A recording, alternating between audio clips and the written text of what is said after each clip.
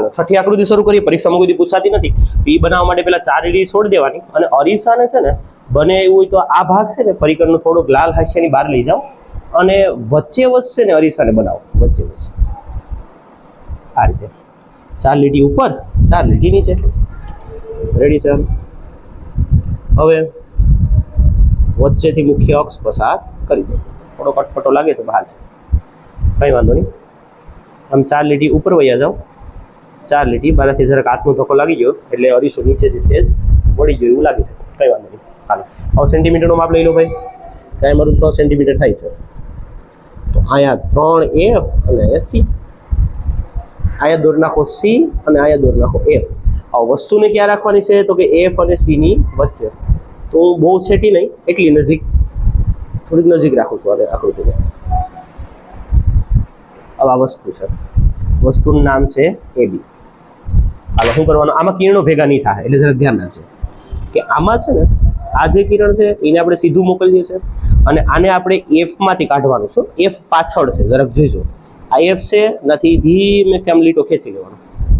હવે આ આકૃતિ મળવાની નથી તો તમારે શું કરવાનું કે આ જ લીટાને છે ને અત્યારે આમ પાછળની તરફ આની જ લાઈનમાં વળેની રીતે સ્કેલ રાખી, થોડીક આ સાઈડ સ્કેલ રાખવાની, થોડીક આ સાઈડ રાખવાની અને આમ dash dash dash dash dash dash કરતું આમ લંબાવી દેવાનું. એટલે જ આપણે ઉપર પર જગ્યા રાખીએ અને આ સાઈડ આકૃતિ દોરી. હાલો બીજું પ્રકાશનું કિરણ આપણે ક્યાં મોકલીએ છીએ તો ભાઈ બીજું પ્રકાશનું કિરણ તો મામાને દુઃખ લાગી જાય એટલે મામાની ઘેર જ મોકલવાનું હોય. તો સીધું મામાની ઘેર.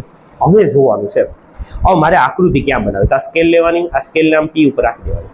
મારે આકૃતિ ક્યાં બનાવી કે ભાઈ મારે આકૃતિ છે તમારી ઈચ્છા પડે ને હાલ મારે અહીંયા બનાવી, મારી ઈચ્છા એવી છે કે મારે અહીંયા બનાવી. ના બનાવી તો આમ સ્કેલ રાખી દો. એક છે અહીંથી લીટો પીની નાથી આમ એઠો ખેંચી લો અને અહીંથી ઉપર જવા દો.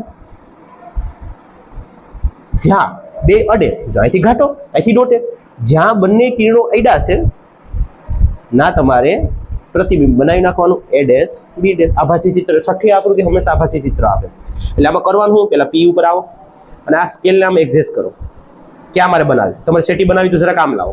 મારે સેટી નથી બનાવી, મારે નજીક જ બનાવી છે, બહુ નહીં. આ 2 લીટી છે, 4 લીટી બને એટલે મારે ઘણું. એટલે મારે 4 લીટી બનાવી હતી તો મેં શું કર્યું છે તો ભાઈ જો આ વસ્તુ હતી પ્રતિબિંબ, આ સ્કેલને આમ નાના મોટી ઊંચા નીચી કરી મારે અહીં બનાવી હતી તો એક્ઝેક્ટ ના કરી દીધી. અહીંથી ડોટેડ લાઈન દોરી ને અહીંથી ઘાટી લાઈન દોરી. આ આકૃતિ દોરી. યુ વસ્તુ અંતર ક્યાં છે તો ભાઈ વસ્તુને રાખી છે F અને P ની વચ્ચે. પ્રતિબિંબ ક્યાં મળ્યું? V. પ્રતિબિંબ અંતરને V કહેવામાં આવે. ક્યાં મળ્યું છે તો કે ભાઈ અરીસાની પાછળ.